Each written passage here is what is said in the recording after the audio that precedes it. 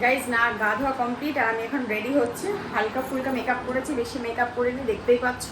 আর এই হারটা পরেছি, একটা চেইন পরেছি, আর সাথে এই চুড়িগুলো পরেছি যেগুলো আমি কালকে নিয়েছি। আর ব্লাউজটা তোমাদেরকে দেখায়, ও জাস্ট মানে অসাধারণ, এত সুন্দর ব্লাউজটা পরেছে। আমি তো এক্সপেক্ট করিনি যে মানে এত তাড়াতাড়ি এত ভালো করে দিতে পারবে। ঠিক আছে, তো চলো দেখাই তোমাদেরকে। এই হচ্ছে শাড়ি, এই কালারের শাড়ি,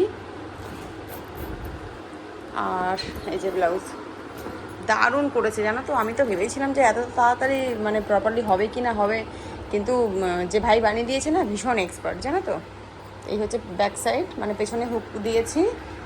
আর এই যে হচ্ছে হাতা, শুধু হাতাতেই কাজ হচ্ছে, গলাতে কাজ নেই। এই দেখো এরকম দেখতে যাচ্ছে কাজটা পুরো। আর একটা পাইপিং দিয়ে দিয়েছে গলাতে, যার জন্য বেশি ভালো লাগছে। আর একটা নিউ লুক করে দিয়েছে, এই দেখো এই হাতের চুন, যেটা এখন খুব ট্রেন্ডিং যাচ্ছে, এটা করে দিয়েছে, যেটা দারুণ দেখতে হয়েছে। আমি মানে খুব হ্যাপি, খুব হ্যাপি।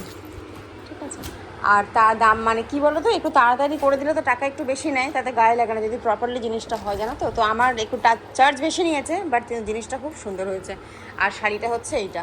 তো মোটামুটি আমি তো রেডি হয়ে গেছি, শুধু একটু লিপস্টিক আর ব্লাশার বাকি আছে, এটা করলে আমি কমপ্লিট। আর ওই বাড়িতে সবাই রেডি হচ্ছে, আমরা একটার মধ্যে বেরাবো। আমাদের টাইম বুঝতেই পারছো, লেট হচ্ছে, কিন্তু কিছু করার নেই। বাড়িতে মেম্বার প্রচুর, একদিন একদিন করে স্নান করা, রেডি হওয়া, তাদের বাচ্চারা কাচ্চা আছে, এসব করতে করতে লেট হয়ে গেছে। তো আমি এখন ফোন করেছিলাম, বললো যে তোমরা রেডি হও, আমরাও রেডি হচ্ছি, একটার মধ্যেই বেরাবো। আর এটার সাথে কি এই ইয়াররিংটা ভালো লাগবে আমি তো বুঝতে পারছি না, কিন্তু আমার কাছে না আর গোল্ডেন কালারের সেরকম কোনো ইয়াররিং নেই। আমি যেহেতু গোল্ড পরেছি গলারটা, তো দেখি যদি মনে হয় যে এটার সাথে হারটা পরে ভালো লাগছে না, তাহলে এটা পরবো আগে। যদি মনে হয় যে হারটা ভালো লাগছে না, তাহলে আমি হারটা খুলে দেবো, মানে আমার চিকটা যেটা সেটা খুলে দেবো, আর তার শুধু এই ইয়াররিংটা পরবো।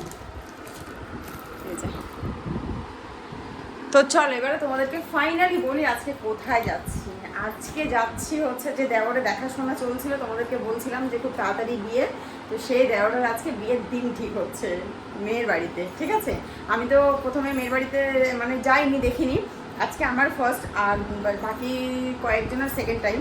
তো এটাই হচ্ছে ব্যাপার যে আজকে দেওরের বিয়ে, ডেট বসবে যে কবে বিয়ে হবে, আর আমি 3-4 মাসের মধ্যেই বিয়ে হবে।